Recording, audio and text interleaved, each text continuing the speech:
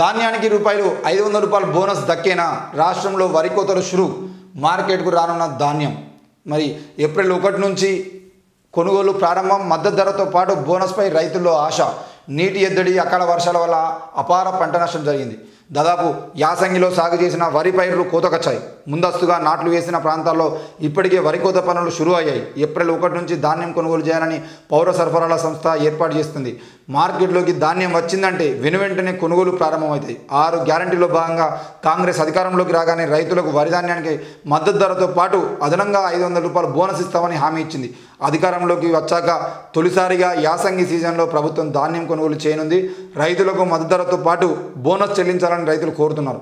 రాష్ట్ర ప్రభుత్వం నుంచి బోనస్ చెల్లింపు గురించి ఇప్పటి వరకు ఎలాంటి అధికారిక ప్రకటన రాలేదు. దాంతో యాసంగిలో బోనస్ ఉన్నట్టా లేనట్టా అన్న సంశయం వ్యక్తమవుతుంది. రాష్ట్రంలో యాసంగిలో సాగైన వివిధ రకాల పంటల్లో వరి సాగే అధికంగా ఉంది. రాష్ట్ర వ్యాప్తంగా 54.93 లక్షల ఎకరాల్లో వరి సాగు చేయాలని లక్ష్యంగా నిర్దేశించిన జలాశయాలు నీటి లభ్యత లేని కారణంగా సాగు విస్తీర్ణం తగ్గింది. ముందస్తుగా నాట్లు వేసిన నల్గొండ, యాదాద్రి, సిద్దిపేట తదితర ప్రాంతాల్లో ఇప్పటికే వరి కోతలు ప్రారంభమయ్యాయి. నల్గొండ ఉమ్మడి జిల్లా వ్యాప్తంగా గతేడాదితో పోలిస్తే సుమారు 7 లక్షల మెట్రిక్ టన్నుల ధాన్యం నిల్వలు వస్తాయన్నది అధికారుల అంచనా. సిద్దిపేట జిల్లాలో 3,30,000 ఎకరాల్లో వరి సాగైంది. మెదక్ జిల్లాలో 2.6 లక్షల ఎకరాల్లో, సంగారెడ్డి జిల్లాలో 83,000 ఎకరాల్లో వరి సాగు చేశారు. యాసంగి సీజన్లో దొడ్డు రకం వరినే సాగు చేశారు. పండిన ధాన్యాన్నంతా రైతులు మార్కెట్లో విక్రయిస్తున్నారు. మరి దాంతో రైతుల నుంచి ధాన్యాన్ని కొనుగోలు చేసేందుకు పౌర సరఫరాల సంస్థ ఏర్పాట్లు చేస్తుంది. ఏప్రిల్ 1వ తేదీ నుంచి రాష్ట్ర వ్యాప్తంగా ధాన్యం కొనుగోళ్ల కోసం 7,000 కేంద్రాలను ఏర్పాటు చేసేందుకు సిద్ధంగా చేశారు అని చూస్తున్నాం. మరి ఏది ఏమైనా కూడా మరి పంటకు సంబంధించిన విషయంలో 500 రూపాయల బోనస్, మరి నష్టపోయినటువంటి పంటకు సంబంధించిన విషయంలో కానీ మిగతా విషయాల్లో కానీ ఈరోజు 500 రూపాయల బోనస్ ఇస్తారా ఇవ్వరా? క్వింటాల్కి 500 రూపాయల బోనస్ కనుక ఇచ్చేది ఉంటే రైతులు ఈరోజు వాళ్ళకు నష్టపోయినటువంటి పంట నష్టం కానీ, లేదంటే సరిగ్గా నీళ్లు లేక ఎండిపోయినటువంటి పంటలకు సంబంధించిన విషయంలో కానీ వాళ్ళకు 500 రూపాయల బోనస్ ఇస్తే వాళ్ళ జీవితాలు బాగుపడతాయి అని చెప్పేసి ఆశపడుతున్నారు. మరి ఏం చేస్తుంది కాంగ్రెస్ పార్టీ? ఈరోజు పౌర సరఫరాల శాఖ ఏ నిర్ణయం తీసుకుంటుందని కూడా మనం చూద్దాం. మార్చిలోనే మండుతోంది 42.3 డిగ్రీల ఉష్ణోగ్రతలు. వారం రోజుల్లో మరింత పెరుగుదల. రాష్ట్రంలో మార్చి నెలలో ఎండలు బగబగా మండిపోతున్నాయి. 10 జిల్లాల్లో అప్పుడే ఉష్ణోగ్రతలు 40 డిగ్రీలు దాటిపోయాయి. ఆదిలాబాద్ జిల్లా తాళ్ళమడుగులో మంగళవారం అత్యధికంగా 42.3 డిగ్రీల గరిష్ట ఉష్ణోగ్రత రికార్డయింది. వచ్చే 5 రోజుల పాటు గరిష్ట ఉష్ణోగ్రతలు సాధారణం కంటే 2 నుంచి 3 డిగ్రీలు అదనంగా నమోదయ్యే అవకాశం ఉందని హైదరాబాద్ వాతావరణ కేంద్రం హెచ్చరించింది. దయచేసి 42 డిగ్రీల ఎండ కొడుతుంది కాబట్టి మార్చి ఎండింగ్లోనే కొడితే ఏప్రిల్, మే, జూన్ ఇంకా 3 నెలల పాటు ఎండలు విపరీతంగా కొట్టే అవకాశం ఉంది. కాబట్టి ఇప్పటికైనా జాగ్రత్తగా ఉండాల్సిన అవసరం ఉంది. అయితే ఇక్కడ మనం ప్రభుత్వాన్ని కోరుతున్న విషయం ఏంటంటే తెలంగాణ రాష్ట్రంలో అత్యంత ఎక్కువ సమయం ఎండలు ఉండేది ఎవరు అంటే ట్రాఫిక్ పోలీసులు.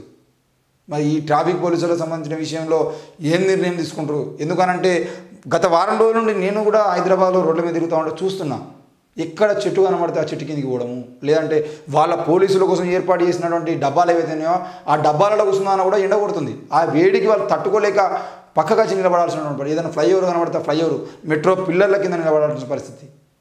వాళ్ళ గురించి కూడా ఆలోచించాలి. అసలు ఇప్పటికీ కూడా 42 డిగ్రీల ఎండలు కొడుతున్నటువంటి విషయంలో కనీసం వాళ్ళు తాగుదామంటే మంచినీటి సౌకర్యం సరైన సమయానికి ఉండదు. వాళ్ళకు ఒకవేళ ఎండ దెబ్బ తాకేది ఉంటే అక్కడ పడిపోతే వాళ్ళని తీసుకుపోవడానికి పరిస్థితులు ఎట్లున్నాయి?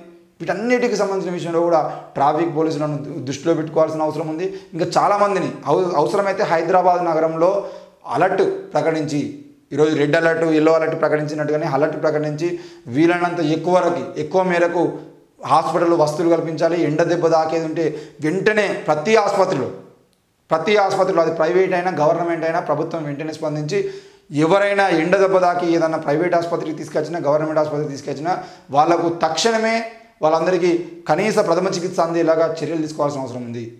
ఈరోజు గవర్నమెంట్ హాస్పిటల్కి పోవాలి, లేదంటే నిమ్స్కే పోవాలి అంటే ఒక్కొక్క పేషెంట్ని నిమ్స్కి తీసుకుపోవాలంటే చాలా ఇబ్బంది. కాబట్టి ప్రతి హాస్పిటల్ వద్ద ప్రథమ చికిత్సా కేంద్రాలను ఏర్పాటు చేసి ఎండ దెబ్బ తాకిన వాళ్ళు ఎవరైతే ఉంటారో వాళ్ళందరికీ వెంటనే చికిత్స చేసే విధంగా ప్రయత్నం చేయాలి. ముఖ్యంగా ఎవరైతే ఈ పోలీసులు ఉన్నారో ట్రాఫిక్ పోలీసులు కానీ మిగతా, ఎందుకనంటే ఈరోజు రేవంత్ రెడ్డి వస్తున్నానంటే ఆడ జూబ్లీహిల్స్, బంజారాహిల్స్, ఆ మేదిపట్నం ఈ ఏరియాలో కూడా మొత్తం రోడ్ల మీద పోలీసులు ఇబ్బంది గురవుతున్నారు. అంటే ఆయన వచ్చిపోయి ముందేమో డైలాగ్ కొట్టిండు, ఏమని నేను వస్తున్నా అన్నప్పుడు ట్రాఫిక్ ఆపాల్సిన అవసరం లేదు, నేను బుర్ర పోతా అని చెప్పేసి మాట్లాడాడు.